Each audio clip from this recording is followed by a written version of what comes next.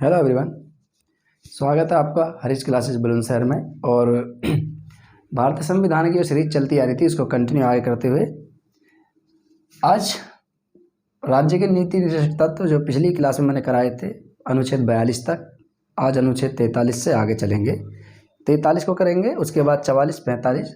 ठीक है, क्लास को आगे बढ़ाते हुए तो अनुच्छेद 43 देखिए। अनुच्छेद 43 क्या है? 43 अनुच्छेद 43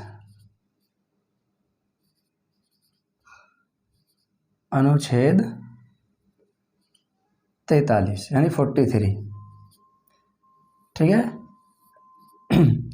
अनुच्छेद 43 क्या कहता है? अनुच्छेद 43 के अंतर्गत कर्मकारों के लिए निर्वाह मजदूरी, ठीक है, जो कर्मकार होते हैं, काम करने वाले होते हैं, कर्मकारों के लिए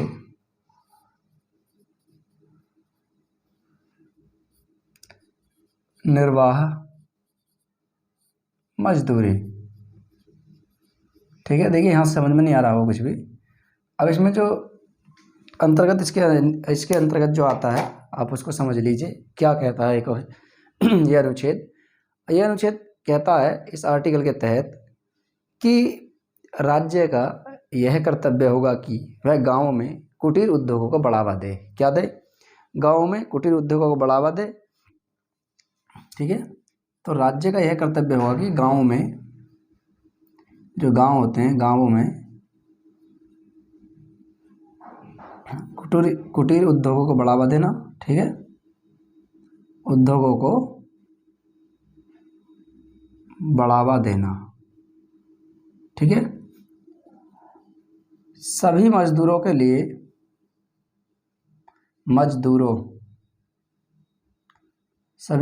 के लिए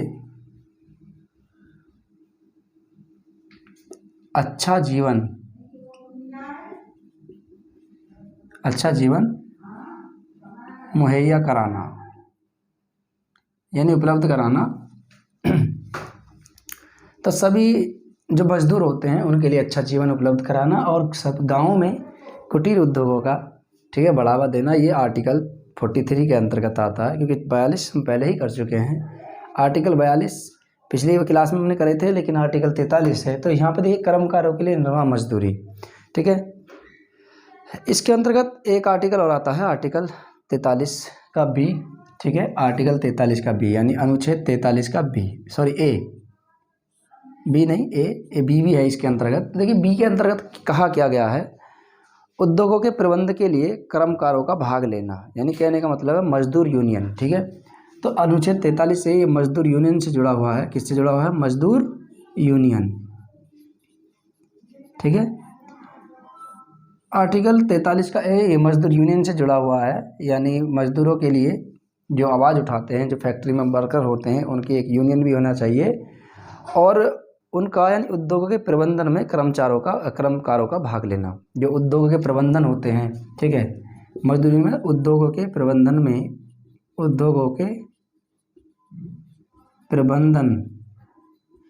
में कर्मकारों का भाग लेना। ठीक है, भाग लेना। देखिए ये उद्योग के प्रबंधन क्यों कह रहा हूँ? जो उद्योग के प्रबंधन होते हैं उसमें मजदूर यूनियन जो होती है वो भाग लेती है, क्योंकि हर एक चीज़, देखिए अगर मजदूरों से संबंधित कुछ भी बात होती है तो वहाँ यूनियन आती है, मजदूर यूनियन भी होती है। आपने देखा होगा कंपनी में कभी। ठीक है, तो कंपनी में आपने देखा होगा कि वहाँ मजदूर तो होते हैं लेकिन उनकी एक यूनियन होती है। ठीक है, यूनियन जो उनकी मजदूरी को लेकर के उनके, ठीक है, उनके बर्ताव को, कंपनी के मालिकों का उनके साथ कैसा बर्ताव है, या अन्य कर्मचारियों का उनके साथ कैसा बर्ताव है, इस चीज़ को लेकर के तो यूनियन वहाँ बहुत ज़्यादा उनके काम करती है मजदूरों के लिए। तो मजदूर यूनियन भी होती है, एक लीडर होता है इनका। ठीक है, जैसा लीडर कहते हैं वही चीज़ें करते हैं। तो मजदूर यूनियन, तो इसे तो मजदूर यूनियन इन सब में भाग लेती है, कर्मकारों का भाग लेना उद्योग प्रबंधन में। ठीक है, आर्टिकल 43 बी इसी के अंतर्गत आर्टिकल 43 बी भी आता है। तो 43 बी जो आता है आर्टिकल, ठीक है, 43 का बी, 43 बी। देखिए 43 बी क्या कहता है? जो 43 बी जो कहता है, कह रहा सहकारी समिति। देखिए सहकारी समितियों के प्रबंधन से है। ठीक है, किससे संवर्धन से है? ये सहकारी समितियों के संवर्धन से है, सहकारी आपकी सहकारी सोसाइटी जो बनती हैं, सहकारी सोसाइटियों, सहकारी सोसाइटी से संबंधित है, सहकारी सोसाइटियों से। तो सहकारी सोसाइटियों के संवर्धन,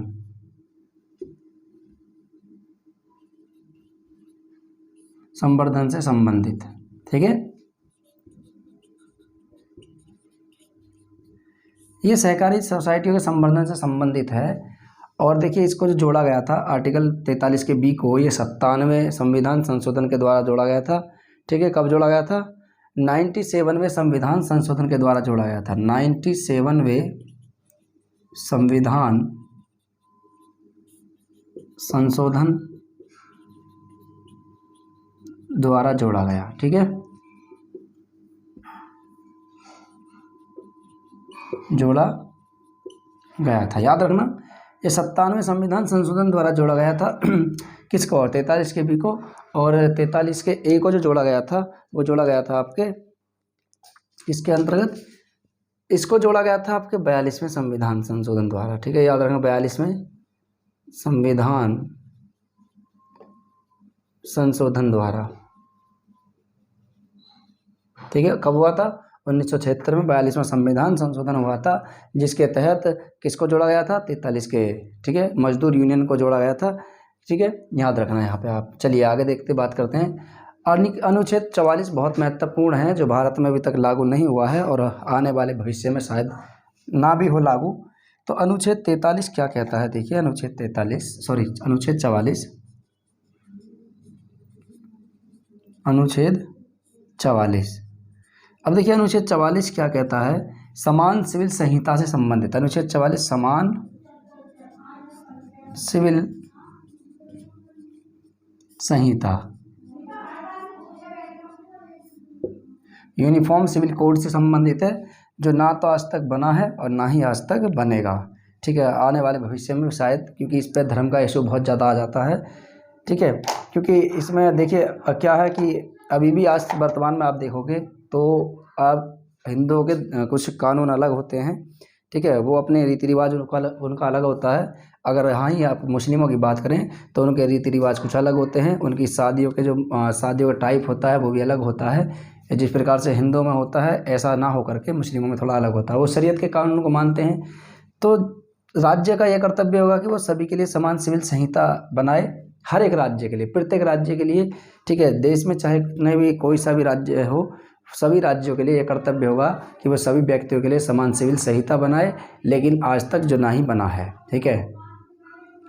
क्योंकि इसमें मैं कह रहा हूँ एक धर्म का इशू, एक समुदाय विषय का इशू बहुत ज़्यादा आ जाता है, ठीक है। तो वही चीज़ें हैं, आज तक ना ही बना है और ना ही बनेगा, ठीक है। तो राज्य भारत के समस्त राज्य क्षेत्र में नागरिकों के लिए एक समान सिविल संहिता प्राप्त कराने का प्रयास करेगा, ठीक है।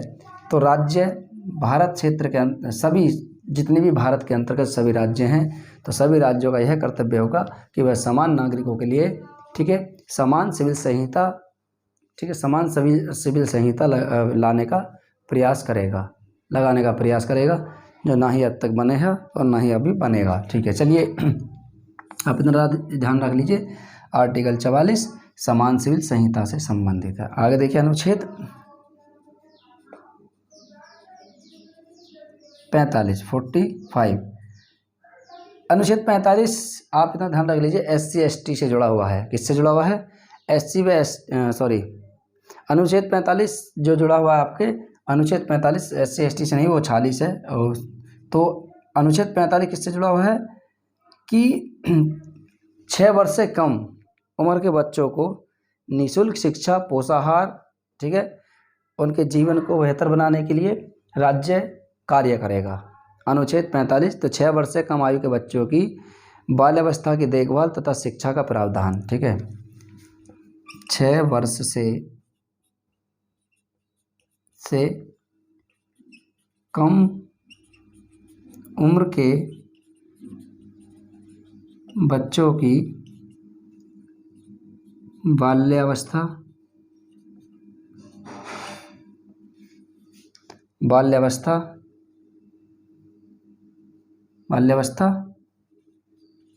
तथा शिक्षा, बाल्यावस्था की देखभाल,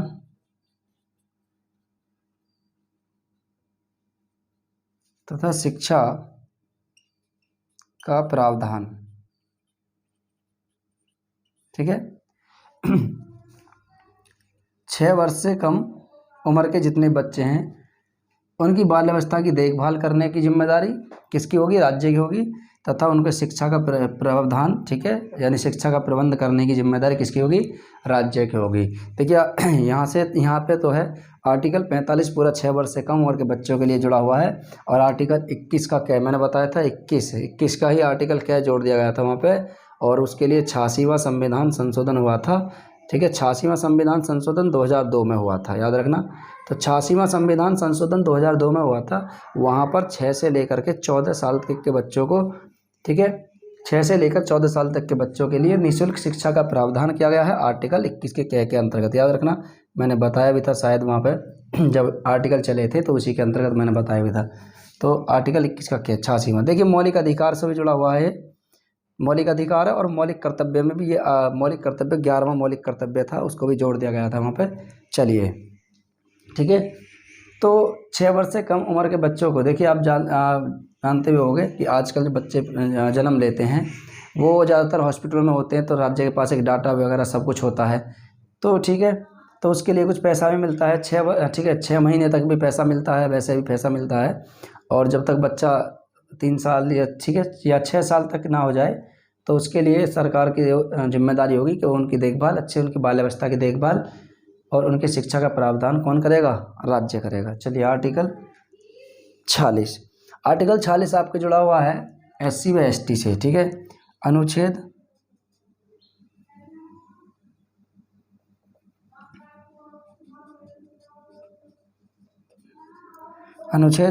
46 ये वह SC व ST से जुड़ा हुआ है, याद रखना। SC व ST से जुड़ाव रखता है, ठीक है। SC व ST से जुड़ाव रखता है आर्टिकल 46। SC व ST अनुसूचित जाति व अनुसूचित जनजातियों से जुड़ाव रखता है, ठीक है। अब देखिए मैं बता दूं क्या है इसमें अंतर्गत।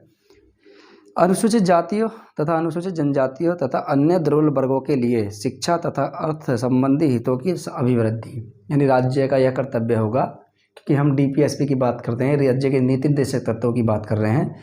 तो इसके अंतर्गत ये कह दिया गया है कि राज्य अनुसूचित जाति तथा अनुसूचित जनजातियों के लिए तथा अन्य दुर्बल वर्गों के लिए, ये भी नहीं है कि जरूरी नहीं है कि ये ही हो, अन्य दुर्बल वर्ग जो कमज़ोर वर्ग हैं उनके लिए शिक्षा तथा अर्थ, ठीक है, क्या शिक्षा तथा अर्थ संबंधी हितों की अभिवृद्धि के लिए राज्य कार्य करेगा।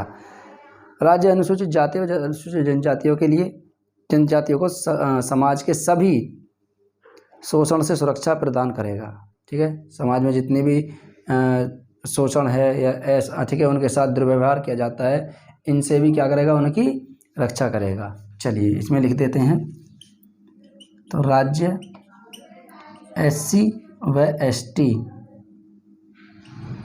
ST के लिए, राज्य SC व ST के लिए समाज में उनके खिलाफ जितने भी शोषण होते हैं, ठीक है, उनको रोकने का प्रयास करेगा। क्या करेगा? उनको रोकने का प्रयास करेगा। तो आप सीधा सीधा यहाँ रख लीजिए जुड़ाव SC व ST, और उन पर जितने भी शोषण होता है उनका, ठीक है, शोषण होता है, उनके खिलाफ अत्याचार होते हैं, तो इन सब का, इनके सब का रोकने का कार्य कौन करेगा? राज्य करेगा। और 21 आर्टिकल के तहत है, आर्टिकल 46 के तहत। चलिए आगे बात करते हैं नेक्स्ट।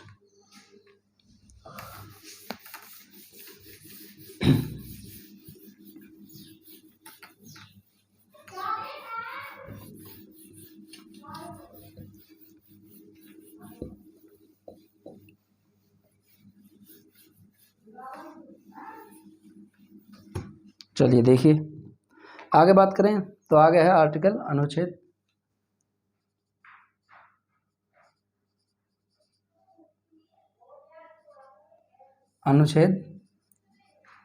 47। ठीक है, अनुच्छेद 47 के अंतर्गत है क्या? देखिए अनुच्छेद 47 कहता है पोषाहार स्तर तथा जीवन स्तर को ऊंचा करने तथा लोक स्वास्थ्य का सुधार करने का राज्य का कर्तव्य। पोषाहार स्तर, जीवन स्तर, ठीक है, जीवन स्तर को ऊंचा उठाने तथा लोक स्वास्थ्य का सुधार करने का राज्य का कर्तव्य होगा। ठीक है, पोषाहार स्तर, पोषाहार स्तर, जीवन स्तर, जीवन स्तर को ऊंचा उठाने, ऊंचा उठाने तथा लोक स्वास्थ्य सेवा, ठीक है, तथा लोक स्वास्थ्य का सुधार करने का राज्य कर्तव्य। लोक स्वास्थ्य का सुधार करने का राज्य का कर्तव्य है। ठीक है,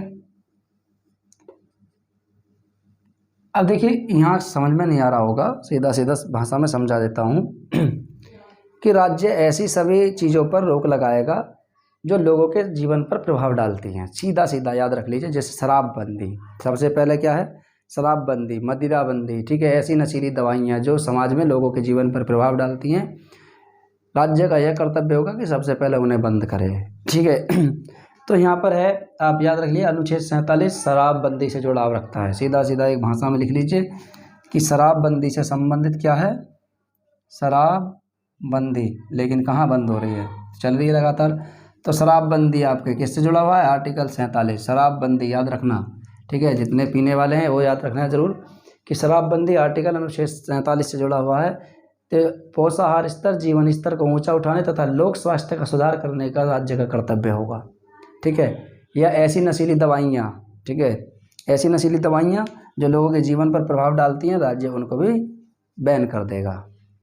ठीक है, जैसे आपका अफीम होता है, ठीक है, कोरेक्स है, ये जितनी भी चीज़ें होती हैं लोगों के जीवन पर बुरा प्रभाव डालती हैं, तो राज्य का ये कर्तव्य होगा कि पहले उनको बंद करे। ठीक है, चलिए आगे आगे बात करते हैं। अनुच्छेद 48,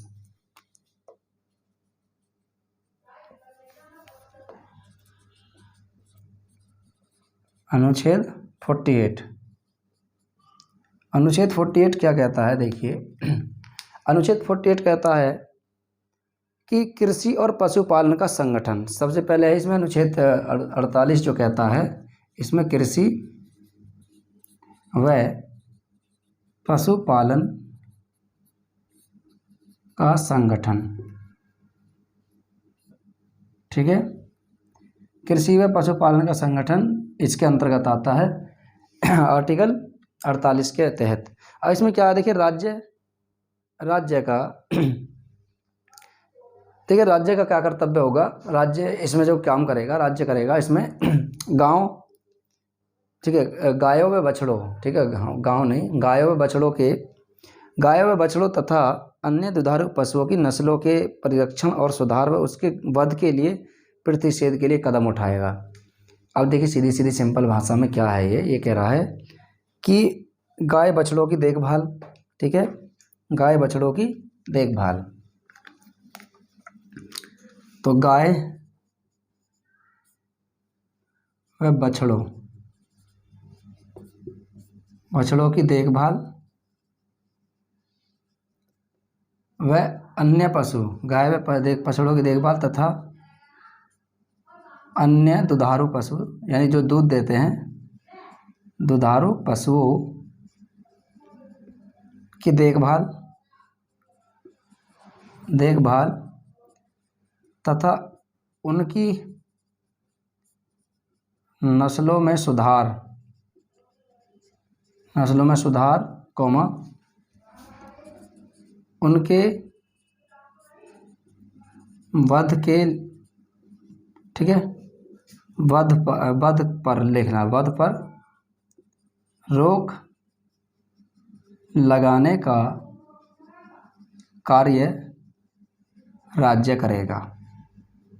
ठीक है, सादा सिंपल भाषा में समझ लीजिए। यहाँ पे कह रहा है कृषि व पशुपालन का संगठन, तो इसमें कह दिया आर्टिकल आपका 48 का आता है, तो इसके अंतर्गत देखा है कि गाय व बछड़ों की देखभाल करना, अन्य दुधारू पशुओं की देखभाल करना तथा उनकी नस्लों में सुधार करना और उनके वध पर रोक लगाने का कार्य राज्य करेगा। जो आप देखिए देखते हैं, कहते हैं ना लोग, कोई गाय को ले जा रहा है पकड़ के, तो संगठन, कई संगठन आपके आगे आ जाते हैं।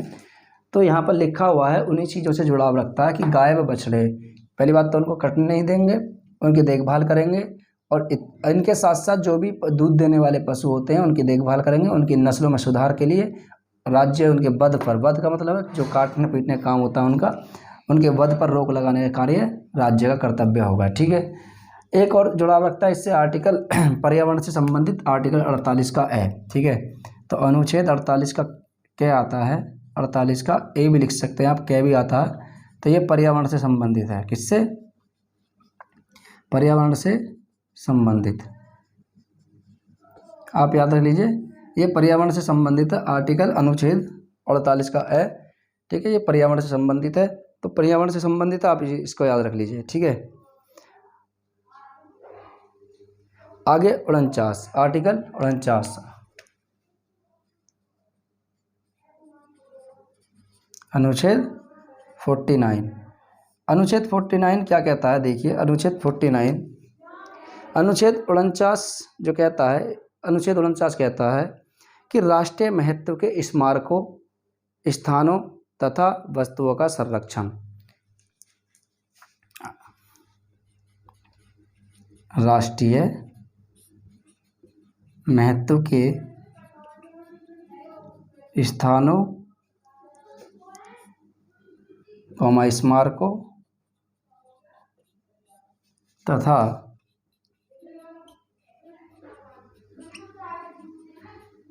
वस्तुओं का संरक्षण। अब देखिए इसके अंतर्गत है क्या, राज्य का यह कर्तव्य होगा कि जो राष्ट्रीय महत्व के स्मारक हैं, स्थान हैं या वस्तुएं हैं, उनकी देखभाल करना और उनको कोई हानि ना पहुंचाए, ऐसा जो कानून बनाएगा वो राज्य बनाएगा। ठीक है। यानी उनकी देखभाल करेगा राज्य। और जैसे आप देखते होंगे कि बहुत से लोग ऐसे होते हैं कि गए स्मारकों पर गए, यानी जो स्मारक होती हैं, राष्ट्रीय महत्व की स्मारक होती हैं, वहाँ चले गए, किसी स्थान पर चले गए। ठीक है। तो वहाँ पर क्या होता है कि वो नाम लिखे आते हैं, किसी का भी नाम लिख करके आ जाते हैं, अपना नाम लिखते हैं, अपने साथ साथ किसी और का रिलेटिव का भी नाम लिख देते हैं। ठीक है। कुछ अलग अलग सी शेप बना देते हैं राष्ट्रीय महत्व के स्मारकों पर। तो राज्य ऐसे करने वालों पर कानून बना सकता है, उनको रोक लगा सकता है। ठीक है, याद रखना आप। तो अनुच्छेद 49 कहता है कि राष्ट्रीय महत्व के स्थान, स्मारक व वस्तुओं का संरक्षण करने का कार्य कौन करेगा, राज्य करेगा। ठीक है। अनुच्छेद 49 के तहत याद रखना, आप जो नाम वाम लिख करके आ जाते हो ना, उस पर थोड़ा कंट्रोल करेगा ना भाई, क्योंकि नाम वाम मत लिख लेना कहीं, क्योंकि ये कह दिया गया है आर्टिकल 49 में। चलिए ठीक है, आर्टिकल 50 की बात करें। अनुच्छेद 50, अनुच्छेद 50, अनुच्छेद 50 आपके जो जुड़ाव रखते हैं। ठीक है। अनुच्छेद 50 न्यायपालिका का कार्यपालिका से पृथक्करण होना। क्या है, न्यायपालिका का कार्यपालिका से पृथक्करण। ठीक है। तो न्यायपालिका का कार्यपालिका से पृथक्करण। ठीक है। यानी न्यायपालिका कार्यपालिका से अलग होगी, आर्टिकल 50 के तहत कह दिया गया है। न्यायपालिका कार्यपालिका से अलग होगी, ये कहाँ कहा गया है, आर्टिकल 50 में। चलिए आर्टिकल 51 देख लेते हैं। आर्टिकल 51 क्या कहता है। आर्टिकल 51 की बात करें,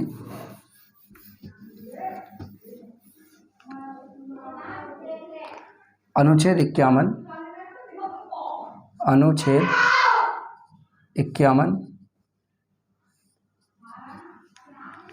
51 क्या कहता है, देखिए अनुच्छेद 51 कहता है कि अंतर्राष्ट्रीय शांति तथा सुरक्षा की अभिवृद्धि, ठीक है। अनुच्छेद 51 में अंतर्राष्ट्रीय